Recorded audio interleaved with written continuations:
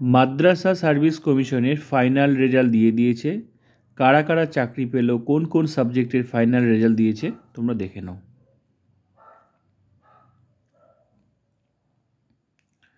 এই নোটিশটা দিয়েছে, এখানে 19টা সাবজেক্ট আছে, এই 19টা সাবজেক্টে কিন্তু ফাইনাল রেজাল্ট দিয়ে দিয়েছে। তো দেখে নাও সাবজেক্টগুলো তোমরা। ক্লাস 11-12 আছে, প্লাস 9-10 আছে এই সাবজেক্ট, টোটাল হচ্ছে 19টা সাবজেক্ট।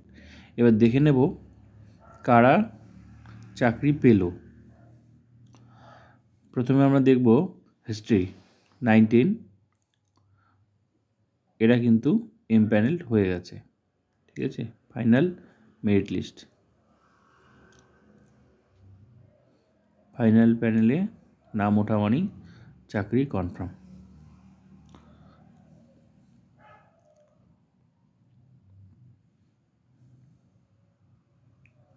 এটাও হিস্ট্রি।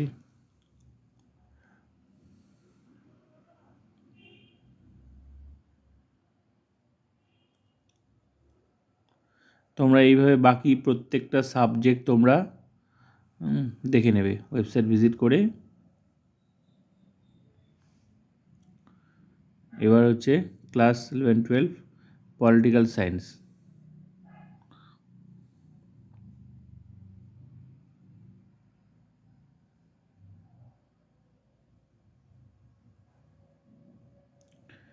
তো এইভাবে তোমরা প্রত্যেকটা সাবজেক্টের বাকি সাবজেক্টগুলো রেজাল্টগুলো তোমরা দেখে নিতে পারো।